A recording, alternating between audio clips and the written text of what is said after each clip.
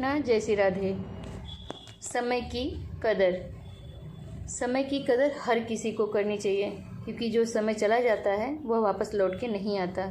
आज का जो टॉपिक है, आज की जो कहानी है, वो है समय के ऊपर। एक गांव में 3 लड़के रहते थे, राम, श्याम और राजू। तीनों के पिता काफ़ी अमीर थे। तीनों का बचपन बहुत अच्छे तरह से गुजरा था।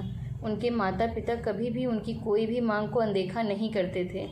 राम के पिता सरपंच थे, श्याम के पिता एक कारोबारी थे और राजू के पिता एक किसान जमींदार थे। छोटी उम्र से ही उन सबको लाड प्यार ने ऐसा बना दिया था कि ना तो उनको मेहनत का पता था और ना ही उनको समय की परवाह थी। अक्सर वह सारा दिन बस घूमते रहते थे। नशे और अन्य भोग विलास में डूबे रहते थे, जिससे उनके गांव वाले भी दुखी थे। सरपंच और बड़े लोगों के बच्चे होने के कारण उनकी कोई शिकायत कर पाने की हिम्मत नहीं कर पाता था, जिससे उनका मनोबल और बढ़ गया था।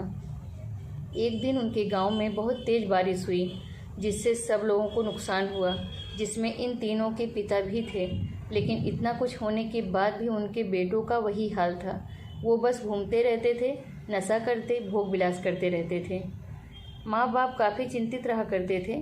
ये तीनों भले ही कितने गंदे थे, लेकिन इन तीनों के अंदर एक खास बात थी जिसकी पहचान किसी को नहीं थी और उनको खुद को भी पता नहीं था। राम एक बहुत अच्छा नेता प्रतिपक्ष था, क्योंकि अपने पिता के पास रहते हुए इसका काफ़ी ज्ञान हो गया था, क्योंकि उसके पिता सरपंच थे। श्याम भी इस तरह से बिजनेस की समझ रखता था, क्योंकि उसके पिता एक कारोबारी थे। और राजू खेती का काम जानता था, क्योंकि उसके पिता जमींदार थे। पर अपनी गलत कामों की वजह से उन सब ने अपने इन टैलेंट पर ध्यान ही नहीं दिया, जो कि उनकी सबसे बड़ी कमजोरी थी।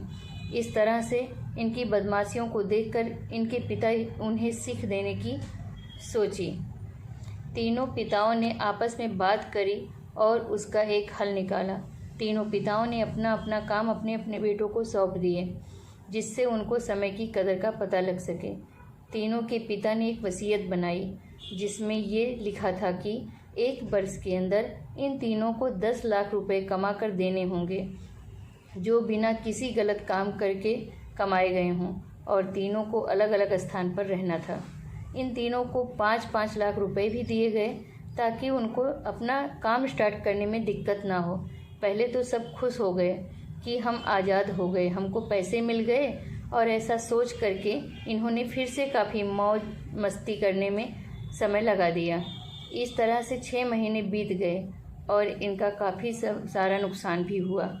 फिर एक दिन अचानक उनको एहसास हुआ कि अगर हम शर्त हार गए तो हम अपनी अपनी जायदाद को खो बैठेंगे। धीरे धीरे उनकी चिंता बढ़ने लगी।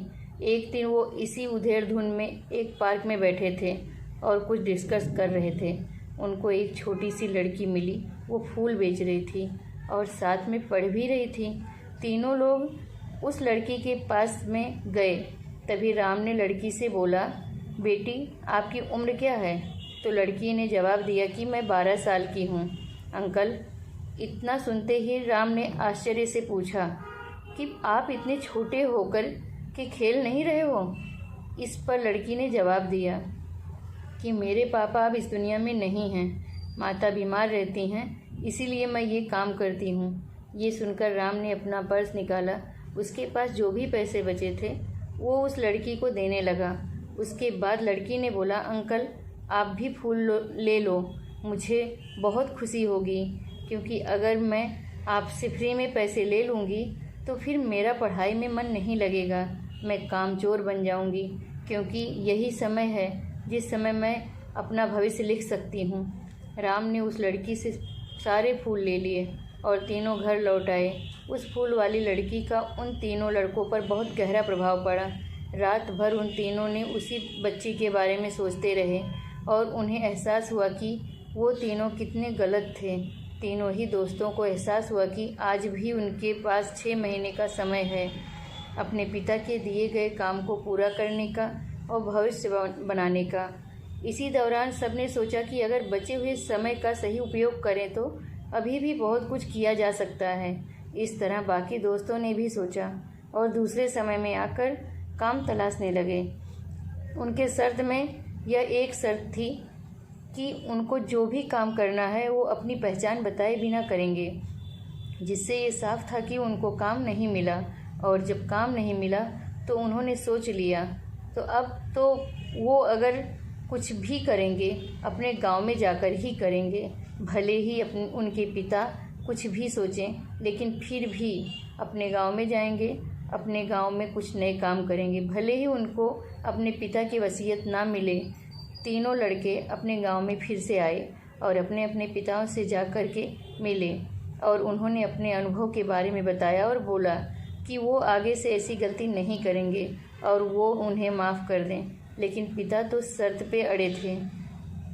लड़कों को कोई दया नहीं मिली। तीनों को फिर से दुख हुआ कि तीनों को अपनी गलती की एहसास होने के बाद भी उनके पिता उनका सपोर्ट नहीं कर रहे हैं और फिर से वो रात भर सोचते रहे कि अब क्या किया जाए।